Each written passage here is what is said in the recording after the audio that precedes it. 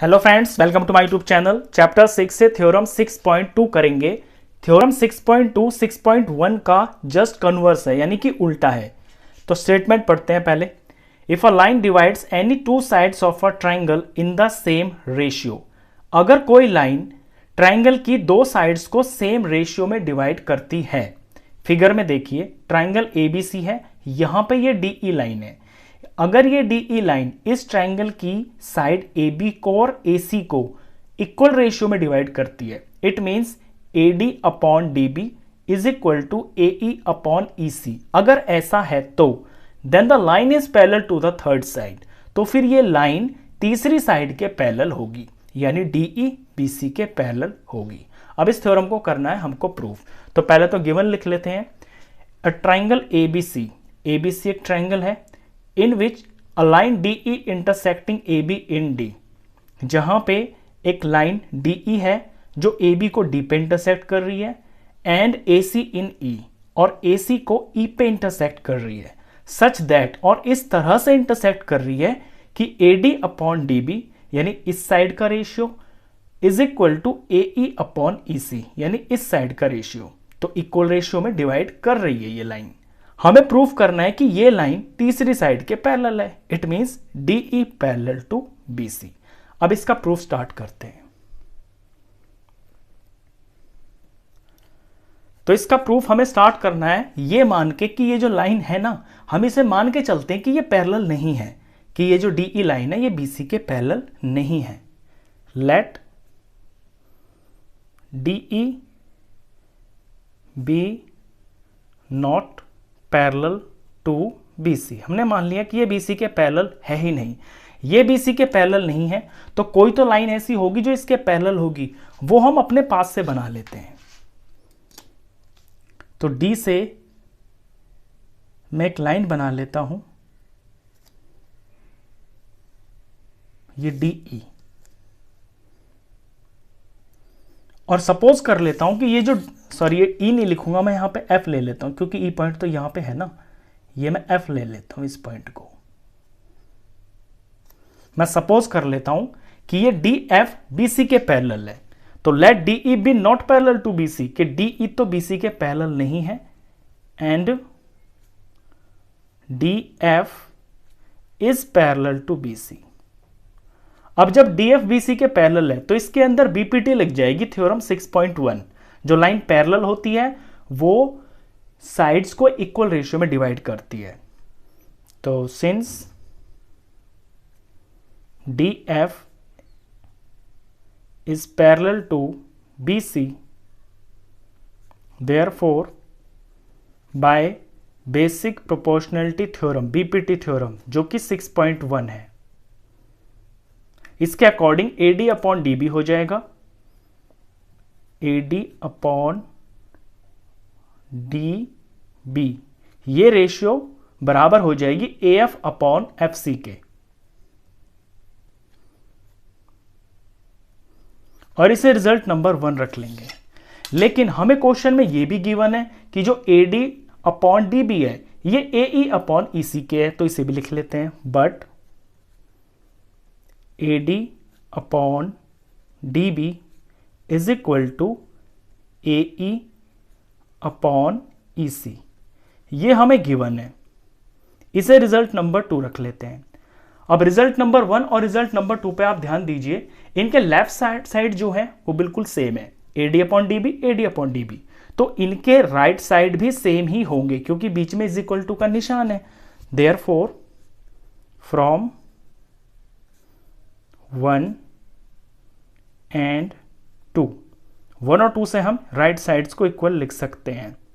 AF upon FC is equal to AE upon EC, ये हो गया।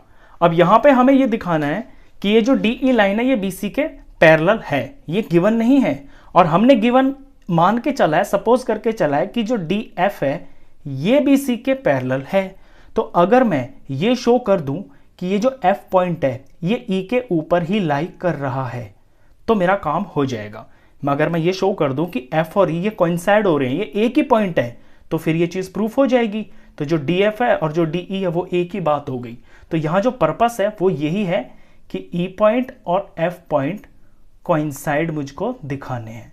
और वो मैं कैसे दिखा सकता हूं, अगर मैं एफ सी लाइन को ई सी लाइन के बराबर शो कर दूं, यानी एफ से सी की लेंथ और ई से सी की लेंथ को अगर मैं बराबर शो कर दूंगा तो यहां पे सी पॉइंट तो कॉमन है ही और बीच में इज इक्वल टू का निशान है। इट मींस ये जो एफ और ई है ये कोई एक ही पॉइंट होगा। तो यहां मेरा पर्पस यही होगा कि पहले मैं F C is equal to E C को बराबर दिखा दूंगा, वहां से ई और एफ कोइंसाइड शो हो जाएंगे।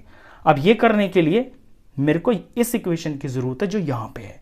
इसमें आप ध्यान दीजिए, ये दोनों इक्विवेलेंट फ्रैक्शंस हैं। A F upon F C is equal to A E upon E C, equivalent fractions हैं और मुझे शो करना है F C is equal to E C. F C को ई सी के बराबर मेरे को शो करना है। अगर इनके मैं न्यूमरेटर को सेम कर देता हूं तो फिर मेरा काम हो जाएगा, क्योंकि न्यूमरेटर जब सेम हो जाएंगे और बीच में इज इक्वल टू का निशान है तो देयरफॉर डिनोमिनेटर भी सेम हो जाएंगे। और न्यूमरेटर सेम करने के लिए मैं इनमें दोनों तरफ 1 ऐड करूंगा। अब लिखना है मेरे को एडिंग 1 टू बोथ साइड्स। दोनों तरफ ऐड करेंगे तो इनके न्यूमरेटर सेम हो जाएंगे। देखना कैसे, ये A F upon F C है, इसमें मैं 1 प्लस करूंगा। ये ए ई अपॉन ई सी है, इसमें मैं 1 प्लस करूंगा। जब हम फ्रैक्शंस में 1 प्लस करते हैं तो उनके डिनोमिनेटर सेम रह जाते हैं, कुछ न्यूमरेटर में चेंज हो जाता है। तो यहां पे एफ सी होगा इसका एलसीएम, ये तो सेम ही रहेगा। और एफ सी 1 जार एफ सी, इधर हो जाएगा एफ सी और यहां A F as it is रहेगा। इसी तरह से इसका एलसीएम तो ई सी ही रहेगा और यहां ई सी 1 जार ई सी हो जाएगा और इधर ए ई एज इट इज रहेगा। अब आपको फिगर पे ध्यान देना है। फिगर में देखिए, अब आप A F plus F C, ये ए एफ है और ये एफ सी है। ए एफ और एफ सी को जब प्लस करते हैं तो ये पूरी लेंथ ए सी आ जाती है।